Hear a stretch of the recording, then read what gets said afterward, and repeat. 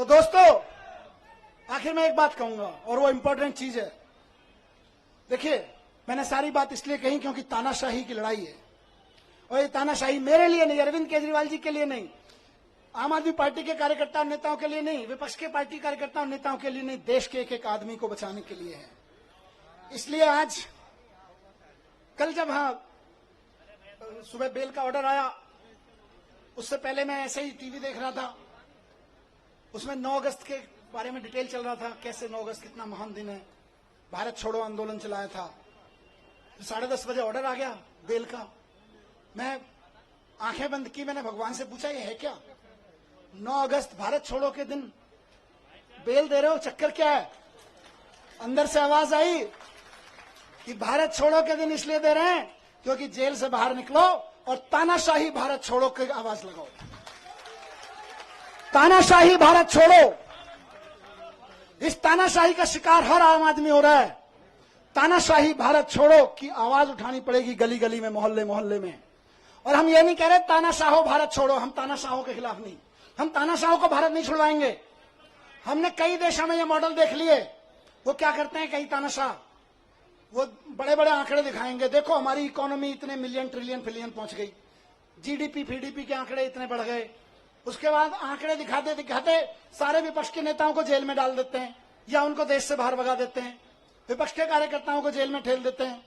और उसके बाद कहते हैं देखो हम तो चुनाव पे चुनाव जीतते जा रहे हैं, हमारी तो जीडीपी भी बढ़ रही है, हमारी तो ट्रिलियन बिलियन चल रहे हैं। लेकिन हकीकत क्या है? वो कई देशों की जनता ने दिखा चुकी है कि भाई हम तो तानाशाहों को बाहर भगा देते हैं, लेकिन हम भारत हैं, हम विवेकानंद की, गांधी की, नानक की जन्मभूमि है, हम बाबा साहब की जन्मभूमि है। हमारे को जरूरत नहीं है किसी तानाशाह को बाहर भगाने की, हम तो तानाशाही को बाहर भगाएंगे।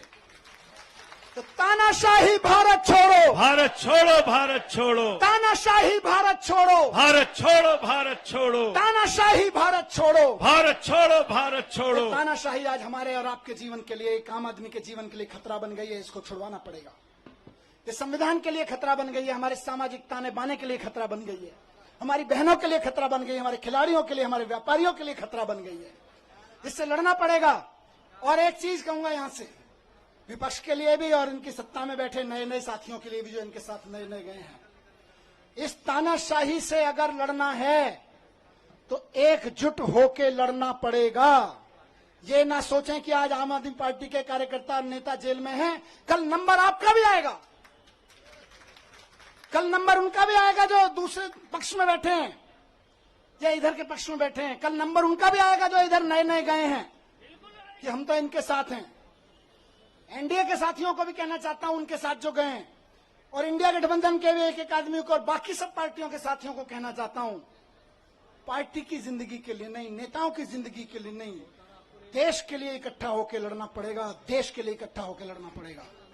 और आज कह रहा हूं इस मंच से कि अगर देश के पूरे विपक्ष के नेता पूरी ताकत से एक बार हुंकार भर देंगे तो आज देश में वो माहौल है कि अरविंद केजरीवाल जी 24 घंटे के अंदर बाहर आ जाएंगे।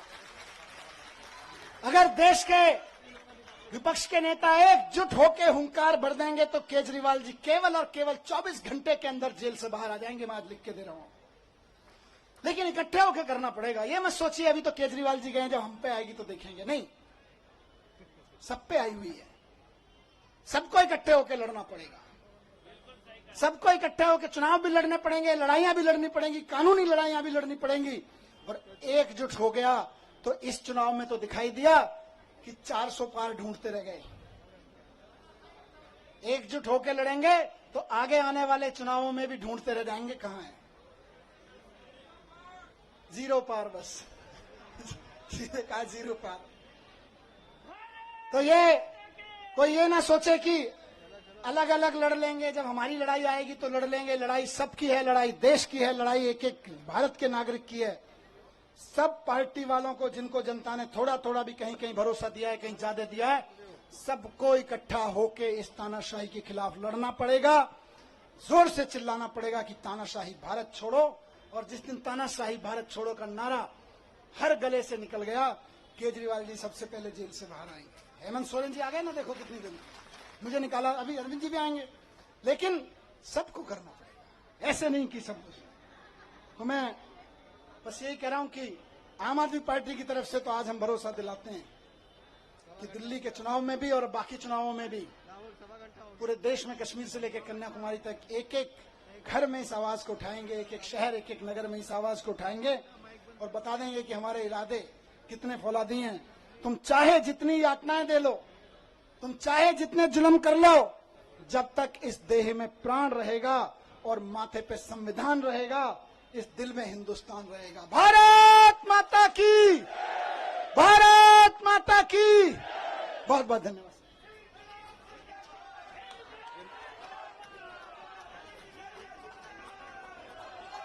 सभी लोग राष्ट्र